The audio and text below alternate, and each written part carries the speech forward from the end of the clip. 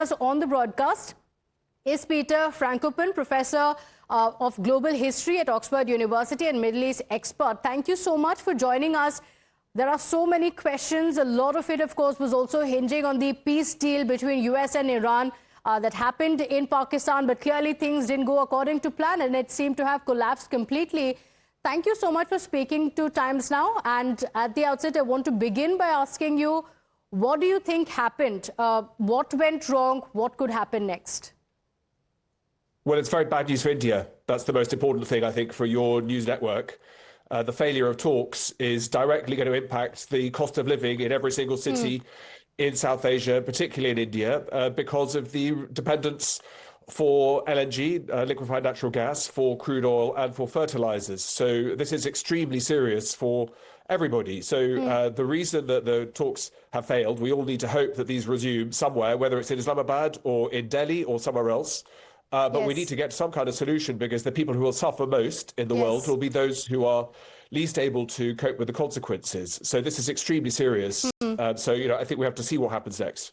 Okay, but from a historical perspective, does the collapse of talks also mark a very familiar pattern that we've seen where diplomacy fails just as leverage peaks? Or also, are we witnessing a very dangerous turning point in the global order? Well, it's familiar. I mean, all you've been talking about in the trail now is about how the United States could seize the Strait of Hormuz. That's called colonialism. And for those of you in India who had the British ruling you for centuries, the idea that a Western power could come and take away resources and get people to do what it wants through the use of force is probably something that we would expect has passed us by. So what most of us in the world are hoping for is that the principles of international law will be the ones that hold, and that we find negotiated settlements rather than the threats of escalation and of blockades. I think that for the time being, Iran understands that it has some leverage in trying to reach some kind of settlement, and a lot will depend on what it is that the US is demanding. So I'm sure, as you've done, I've been through all of the readouts of the talks that happened last night, long into the small hours. The fact that they took so long is probably quite a good sign that there was a good chance to talk about some of the key issues. But like I said, the key is that we get this to a point where we don't have United States of America controlling mineral supplies of any other part of the world, whether it's Venezuela or anywhere else, but we allow free markets, free enterprise and the rule of law to prevail. You've also written extensively about how trade and energy routes actually shape global power in today's time. So this current crisis that we're looking at in the Strait of Hormuz, does it actually represent a modern version of historic choke-point conflicts? And what could happen next? Is it really going to be as easy as Trump is making out to be when he says that there could be naval blockades? Look, in India over the last 12 months, you've been astonishingly successful in boosting your renewables. There's no question that India becomes much more resilient by being independent in every kind of sector that's possible. That requires investment, that requires government policy and strategy, and that requires the fair wind to be able to invest in new technologies. And India's been extremely successful in renewables, as it has been in so many other areas over the last 15 or 20 years. The challenge now is that we live in a world that is hyper-globally dependent on itself, and therefore corridors, networks and routes can offer the opportunity for goods to move quickly and cheaply, but they also opportunities for shocks to spread extremely rapidly. So the world we're going to live in the coming years will be ones where all of our governments, whether it's in London or in Delhi or wherever it might be, will be thinking about national resilience to make sure that we're not caught by surprise by events that have got nothing to do with us. India's got nothing to do with what's happened in Iran, not involved as a combatant, not involved in giving support to any other side, and has no benefit and in fact only downside. So the challenge would be, will countries, and how do they work out how to prepare themselves for a world where these kinds of shocks become more normal? And, as you've talked about on this program before, there are many other choke points all over the world. And to be able to make sure that each country is able to get through stormy weather is extremely concerning, because that's not how the world has been built over the last 30 years. We've assumed that things will carry on going, but we need to learn from these lessons from history quite quickly. Yes. And if we talk about the Strait of Hormuz, nearly 20% of the global oil supply is disrupted because of the tensions in the region. We've also seen oil prices skyrocketing. So are we looking at a crisis that is comparable to the 70s? Where do you see the end of it? Because the talks have clearly not gone anywhere. Iran has, though, indicated that we're ready for the second round of talks. But until then, in the Strait of Hormuz, Iran continues to have its powers there in the region. So how is it going to impact the oil prices?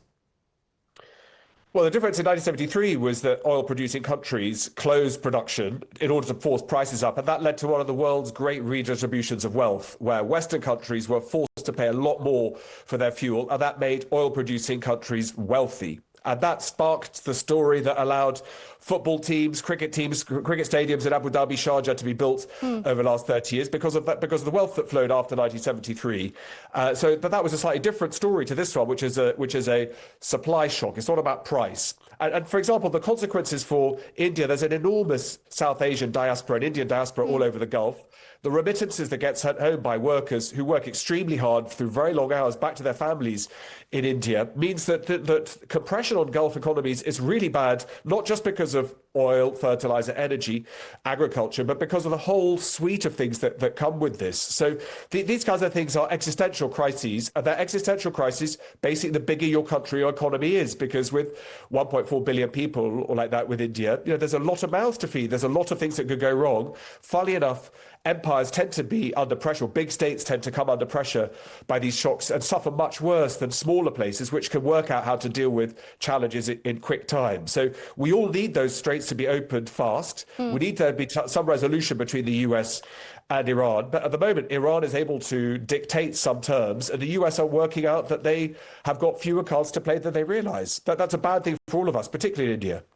Okay, and since we're talking oil prices, as they remain elevated for months or even a year now, despite the ceasefire efforts that are going on, some analysts have also warned that this could actually accelerate into a shift in the global economic power or energy systems. Do you see that happening? Yes. No question. Renewables is part of that. Nuclear, where India has a very extensive program for building nuclear reactors, obviously that will accelerate too.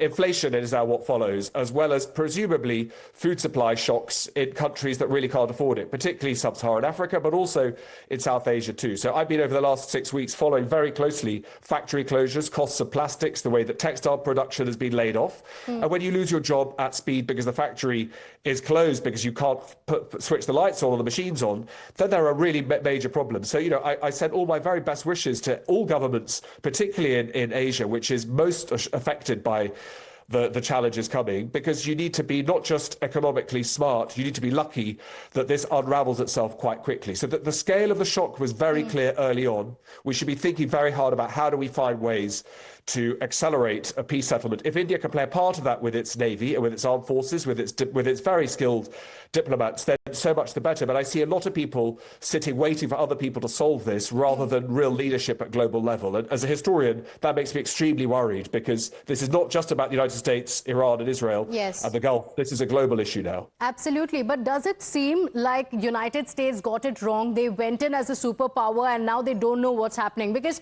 Iran has presented the stalled talks as a part of an ongoing diplomatic process rather than a failure, as the US indicated it. From a historical perspective, how significant is the ability for the states to actually shape the narrative around these negotiations, the influence on the outcome and the conflicts like this?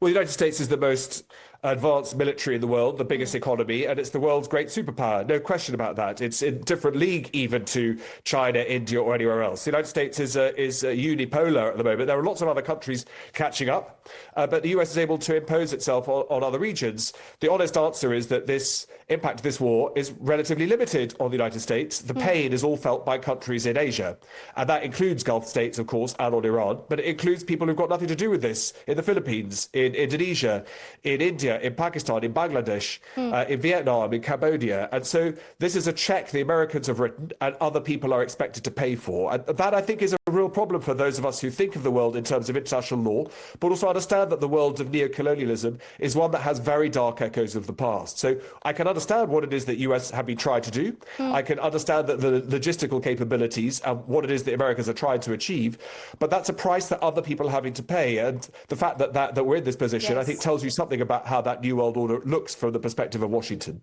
Okay, all right. And the next few days are going to be interesting, because we don't know yet how this is going to proceed. What is the first response that is going to come in from the United States?